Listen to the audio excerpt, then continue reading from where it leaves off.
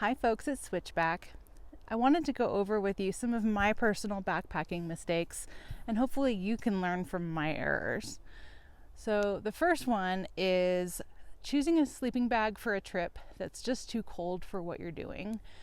The ratings on a sleeping bag are not comfort ratings, they're survival ratings. And I had taken a 50-degree sleeping bag on a trip where it was supposed to be about 47 at night. And I took a sleeping bag liner thinking that should make up the difference, wore base layers. I was still freezing, enough so that I actually cut my trip short. I just was not able to sleep. It was not enjoyable in any way, shape, or form. Another one was forgetting to print my permit, and where I was going was Desolation Wilderness, and you need to have your permit on you. You also need a parking permit.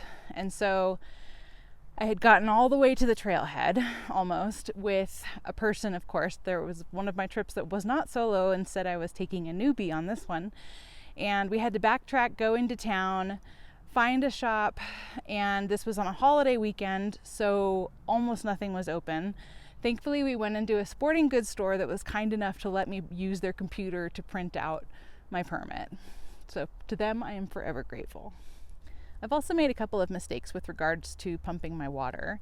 So the first mistake was not sifting out the silt and the sticks and the little bits of muck and such that were in the water where I was. And so ultimately, the filter got clogged up. This was my Sawyer filter, and I didn't have a back flush syringe with me.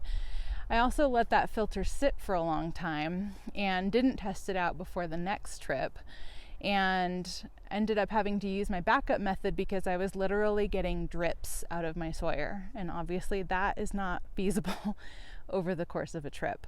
Thankfully, I do carry a backup, and in my case, I carry Aquamera drops as a backup. But again, that requires sifting that water before adding the drops to it, ideally if you don't want chunky water. On another trip, I left my sweaty, stinky tank top hanging over a branch to try to dry. And there had been deer in my camp earlier that evening. I knew that they didn't have a whole lot of fear of humans. Well, I came out the next morning and my tank top was even more soaked and had suck marks and little holes in it from teeth. And I think that the deer enjoyed my tank top all night long. There was a trip where I left my wallet and my hat at home.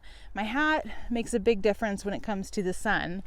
And where I was going was in a burn area, so there wasn't a lot of shade. And I don't carry my full wallet. I carry an ID, a little bit of cash, and a card with me, except I had left all of that at home. And so I was very grateful that I had tap to pay set up on my phone, which I did have with me. Otherwise, I don't know how I would have made it home because I could not have purchased gas. And I also was able to buy a hat that is not one that I wear on any other trip, but it made do for that trip.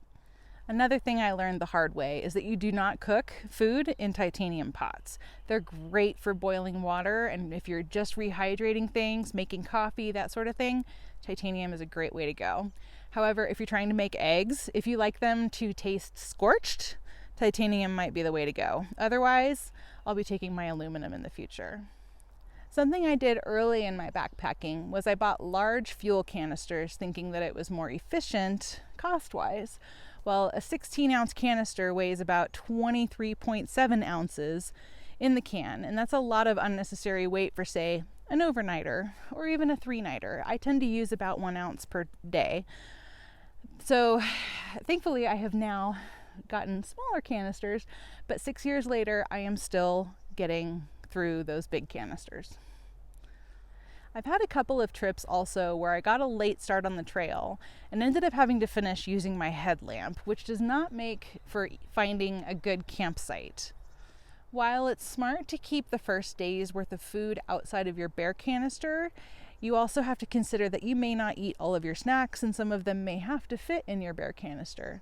And I have taken more food than will fit in my bear canister, and unfortunately had to sleep with it and hope for the best.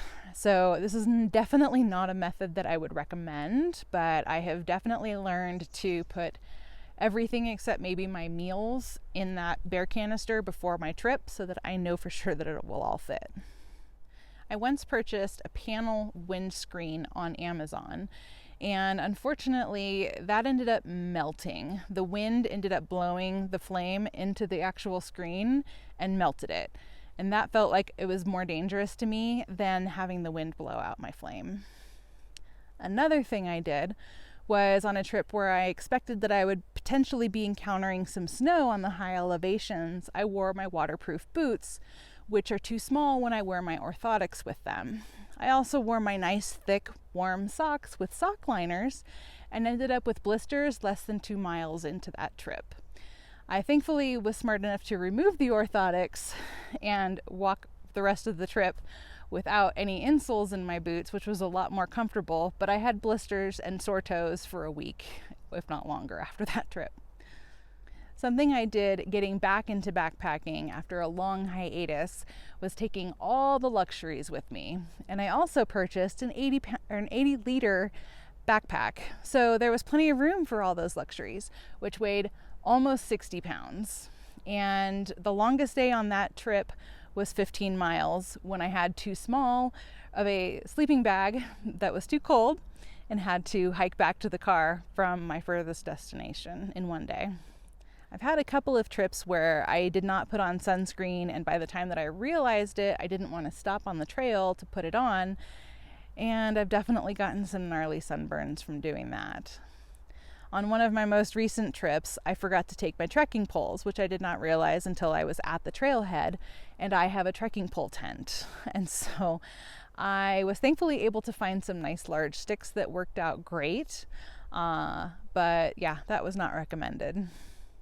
I hope you've enjoyed learning a few of my mistakes, and I look forward to seeing some of yours in the comments. I hope that you'll share them with me.